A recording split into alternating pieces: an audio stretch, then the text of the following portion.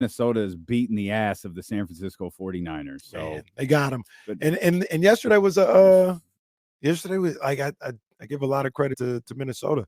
Kevin O'Connell, the real Kevin O'Connell. mhm, Um, uh, my boy Flores mhm, and the game plan that he had, Brian mhm. Flores on the defensive end, Sam Darnold, obviously Justin Jefferson. They played a good game yesterday, and this is the one thing that I don't care too much for, and we just got to deal with it and go Mhm. like the over the top nature of when the 49ers or anybody loses a game Monday morning and for the rest of the week. Like, I don't think there's much wrong with the 49ers right now.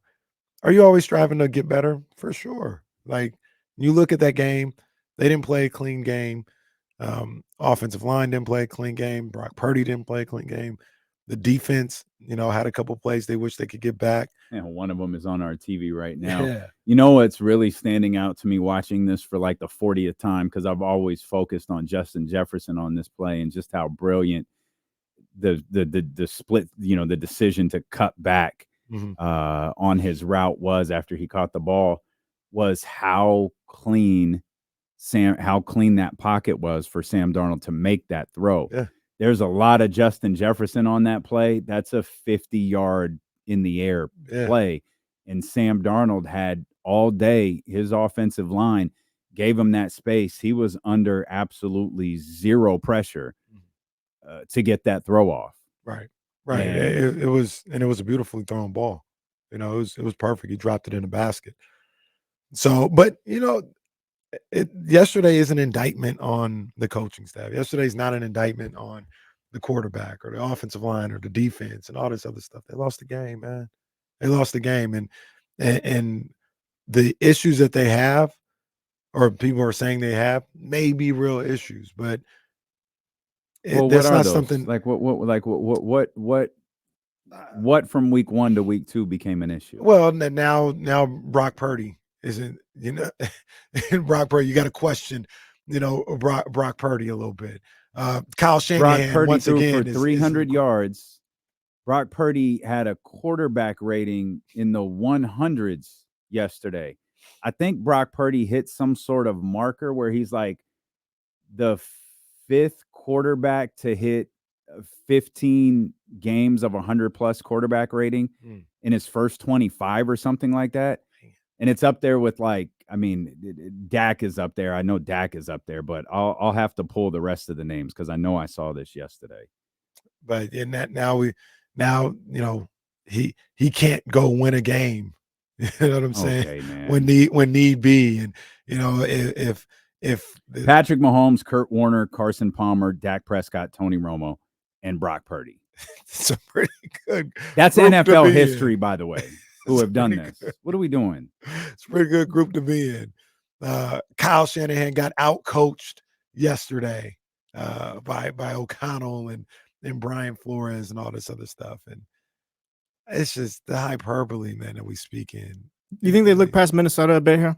No. Nah, I just No? think Minnesota No, I played think well and they Minnesota beat 'em. won. I don't think the 49ers are looking past anybody. I think the 49ers I do think the 49ers recognize they have a job to do week after week after week. And they can't, without Christian McCaffrey, they know, we have to bank wins because I think when you go into a game where, okay, McCaffrey's out, the rest of our all pros are there, the rest of our top, we've got to go in there and get this game. It's something that you take very seriously. I think one thing fans do in media, and it's just part of the culture of 20 hours a week content, 24/7 content, Twitter, all of that stuff, is you react to, excuse me, I apologize. You react to everything, whether it's reacting in a negative fashion to the San Francisco 49ers, or it's reacting in an overly positive fashion to the Minnesota Vikings or the Raiders or the Ravens, or it's such a short week that you react. It's such a short season that you react week to week. And I think the 49ers, I don't think football teams actually do that. Oh, they look past them. Does it happen? Absolutely. Players will acknowledge we look past them. We were already looking at film for LA, Kansas City, whatever. And I just don't think it happens as often as people want to believe. Like, what were they looking to? The Rams? Okay, hang on, because Jesse said, "Well, boy, those preseason predictions are aging poorly." Yeah, all but one. I'll go Barry Horowitz. There you go. Do your thing. I asked, and it's all right there. We'll talk about it out of respect for you and your week 3 opponent. I'm not going to go too in on what we saw yesterday, but I've got questions. But the point is, Jesse, I don't think that happens as often as fans want to believe it. I mean, because Brian Flores is a really good coach. Kevin O'Connell's a really good coach. Their team took a expectation turn when their first round draft pick got hurt. Yeah, I guess I just going into it. I don't see because the Niners were outplayed for the entire game for keeping it a buck up until that Fred Warner punch out or whatever. Like, I don't, especially with Minnesota losing their top 2 receivers like Justin Jefferson during the game. I just don't see how Minnesota beat them like that. Well, they were sluggish the whole game. Like, just never got into a flow. Yeah, and it wasn't they didn't play their best ball at all. Yeah, and those things happen. Like, those things happen. You're not going to play top flight football every time. You're not. Like, it's not realistic. David J. in the Matthews Mastrocchetti house, Kyle definitely got out coached, but it's just one game. They were not as prepared as they should have been. How the hell do you know if they were prepared or not? Like, and how many David J's are in the chat? Not gonna lie, that's been kind of throwing me off because we got another David J. I'm not sure if that's the same one or no. It's not the same one. I don't know if it changes his profile pic no, or David something. J is not. No, the other David J is not going to have a picture of spaghetti. But the other David J has gone. The other David J has gone missing since this David J showed up, though. I don't think that's our David J. Or the other David J. Spaghetti is crazy. I just don't think he Why would. Why do you have? And then we got David Jackson. David Jackson. Yeah, we know that's not you, David Jackson. It's just. No, with Michigan Wolverines. Spaghetti is the profile. It's crazy. Hey, David J likes spaghetti. What do you want to do? That is crazy, man. But I mean, how the hell you, David J, me, anybody know if they weren't prepared? Like, how do you know that? We have no idea. It's a crazy thing to say, but people will just flippantly say things like that. And it's just cliche. I mean, people recite intangible cliches because you can't prove it. You don't need to back that up. If you say, the offensive line, wasn't very good. Okay, what do you mean? Back that up. You better have the statistical numbers that show they gave up 6 sats, how many pressures they gave, like what was the one last week? Trent Williams was 33. Yeah. And didn't give up a pressure. Mm-hmm. Wasn't the number yesterday. Mm-mm. Yeah, you got to have that. Oh, they were just out coached. All right, pal. Okay. Whatever you say. Okay. And this is the thing, like, me personally, like, a lot of people, I forgot who it was. It was somebody I think it was TCG, who was just like, yeah, I don't know why Kyle came out passing the ball all the time instead of running. The run was working or whatever the case may be. Mm. And I look at it and I'm like, yeah, I'm watching the game and I'm like, they're going to start running the ball a little bit. Felt like the first 5 plays were pass plays and stuff like that. But I also realized, like, look, man, Kyle Shanahan know what he's doing. Like, at what point do we not question a guy that's had that much success about his thought process and his approach to play calling? Like, I guess for some people, he has to win a Super Bowl for you not to question what he's doing with play calling. Like, it don't matter. He's been successful his entire career. And I'm not saying he's above reproach or second guess. Like, maybe he looks back to man, I wish instead of 5 pass plays, maybe 4 pass plays and one of them I could have ran. Maybe he does that. Nobody's above approach or whatever the case may be. But I'm going to assume that he saw something in the game plan. He saw something in the defense that said this will be our best opportunity to move the ball forward. Even if we want to run, if that's what we want to do, we've got to soften up the linebackers and the defensive line a little bit to get some lanes to run a little bit more. I'll assume that. But like I said, I don't know. It's the nature of the beast, man. Just a hyperbole after one loss. I don't know. It's crazy to me. It's wild. Yeah, that's also, it's not just the nature of sports, it's the nature of expectations. This team is expected to be great. It's expected to look like a Super Bowl contender, and in that week that they don't look like a Super Bowl contender, may not even a Super Bowl contender, maybe a Super Bowl champion is what this team is expected to look like. And the week that they don't, you bring up the questions. I'd rather bring up the questions at 1-1 than bring up the questions as 0-2, as we're going to do in about 10 minutes when we get to what happened in Baltimore. And that was particularly stinging for the Ravens for reasons we'll explain to you coming up here in just a couple of minutes. But people talk about Brock Purdy. I mean, Debo had 100+ yards. Jordan Mason, again, 20 carries. Great. 20 carries, 100+ job. yards. You talk about running the ball. The Vikings frustratingly got up, 10-0. I don't think that set anyone into a panic or anything, but it certainly looked like Jordan Mason was going to touch the ball 20+ times as that game was going. Again, he was magnificent. 5 yards per carry for the second straight game, at least 5 yards per carry for the second straight game. They just couldn't make the final plays on the defensive side of the ball they needed to secure themselves at least an opportunity to win the football game. And that was one of the big keys for me, is getting off the field on third down. They just weren't able to do it. I think I had the numbers in front of me, but I want to be accurate with it. At one point, they ended up losing one of those battles. But at one point, Minnesota was 7 for 11 on third down. Brutal. That's tough. They ended up 7 to 12. And what were the 49ers? 2 of 10 on third down. And that's not even counting was it 1 for 3? 1 for 3 on fourth down. Yeah. So the Niners didn't execute. They didn't play well. Or they didn't play top tier football, because I don't think they played poorly all throughout. Like I disagree a little bit with Jesse. Like, I don't think they got outplayed for the majority of the game. They were moving the ball. They were able to do things. The execution, when it mattered, though, that favored Minnesota. They executed at a high level every time they needed to. And to me, that was the difference of the game. Like, not turning the ball over, or the timely turnovers, because Minnesota turned it over too. But the timely turnovers for the 49ers, whether it's the block punt, turnover on downs, that 4th and goal.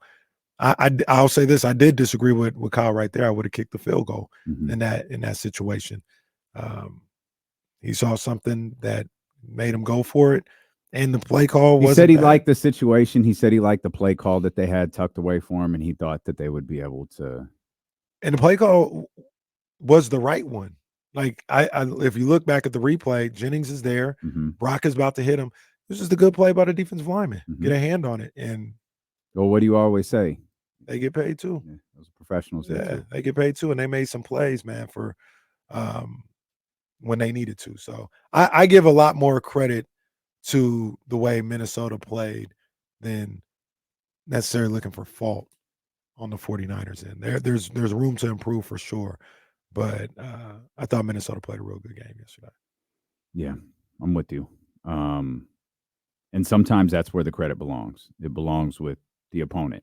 The killer, there were is my timeline right on this? I think I took some notes on this, but I don't have them pulled up. The 49ers muffed the punt, got it back. Yeah, that was And did he throw an interception? Ball don't lie. Did he throw it? He threw an interception on the next play. Ball don't lie. Yeah. It was. And then in my head, and this might not be how it went. It was muff, punt, interception, touchdown. Yeah. That's how it went. Well, I think there was a play in between the muff and the interception. Okay. On second down. Okay. But right after the muff. Either way, it was quick. Right after the interception, next play was a touchdown. Yeah. For Sam Darnold. Brutal. And like when you think about the Vikings and the scoring, this is what I mean by it comes down to a couple of plays, right? Like, the Vikings didn't really move the ball like that, but they got a block punt that set them up for a field goal. They got the 97-yard play to Justin Jefferson, and then they got set up in the red zone around the 10-yard line after an interception. And that's where, like, when people were critical of the defense, I thought the defense played well enough to win yesterday. When you talk about the 49ers defense as a whole, watching the game, I thought they played well enough to win. They just had a couple plays here and there. And then that final drive, I thought Minnesota did a really good job of continuing to convert on third down.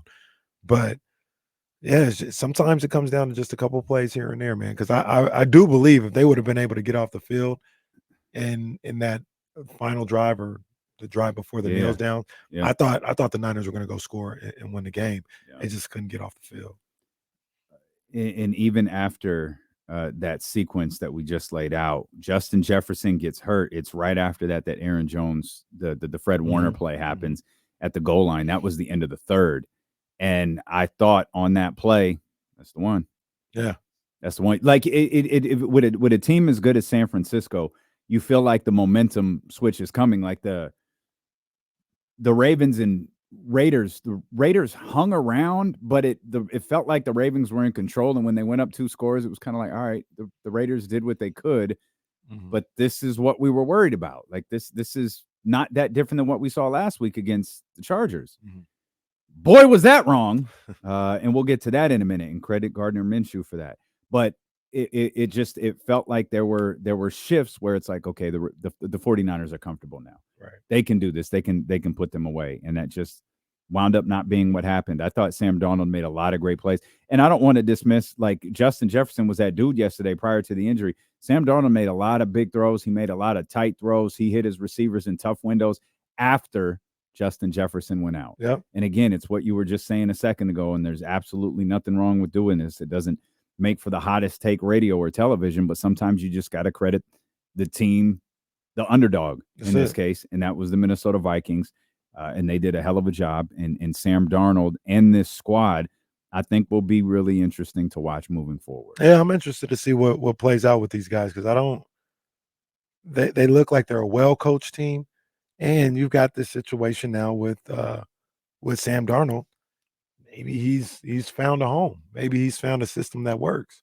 And if Justin Jefferson can come back, be healthy, the way Brian Flores in these first 2 games has had that defense ready to play, they might. I thought they were going to be a bottom 5 team in the league this year, and maybe it would have been that way if McCarthy was there, because there was a learning curve for him as a rookie. Yeah. But Sam Darnold, a veteran who can get in there and do his job, maybe it was a bit of a blessing in disguise for their record this year.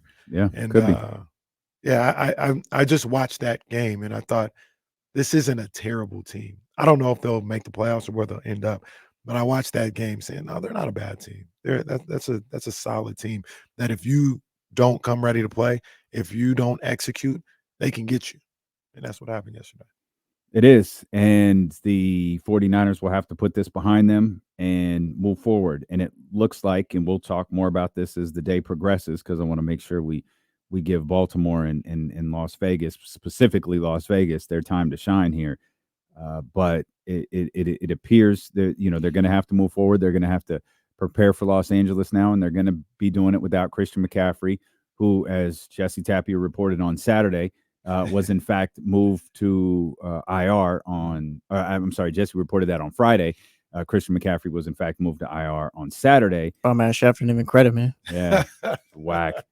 And Kyle acknowledged last night he doesn't really know when he's going to be back. It certainly didn't sound like he's going to be back in 4 weeks.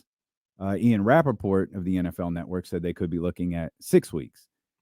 Either way, they are going to be without Christian McCaffrey for a while. Loss to the Vikings aside, I mean, we can talk about playmaking. We could talk about big playability. We could do all of that. Jordan Mason has been fantastic the last 2 weeks. You can hypothetical this situation to death if you want to, but it's going to be really tough to look at what he's done the last 2 weeks and go, oh, well, if Christian McCaffrey would be here, it's different. Christian McCaffrey is a playmaker of an entirely different level. I'm not putting yesterday's loss on the fact that Christian McCaffrey wasn't there. No. But I don't think so either. And the 49ers can't do that either. The 49ers aren't doing that. They won't do that. But they can't do that because, as Kyle said, they're going to be playing without Christian McCaffrey moving forward. And another thing that we'll talk about throughout the week, It's a big game on Sunday. It's a big game on Yep. Sunday for the 49ers. Absolutely. You want to get this win on Sunday. Number one, to trying to get things back on track. And then you want to do what you can to. You're not going to completely bury the Rams, but you can put them in some dirt on them. Yeah, man, at 0-3. That's big. And I'm gonna say it right now, I'm gonna say it all week. You are going to get the best Rams team you could possibly get on Sunday. They're going to be ready to play. Sean McVay's going to have them ready to go. This is not I don't care who's out, Puka, Cooper Kupp, whatever. They're going to be ready to go, and it's going to be a tough game on Sunday. It's going to be a tough game. We'll talk about it throughout the week, though.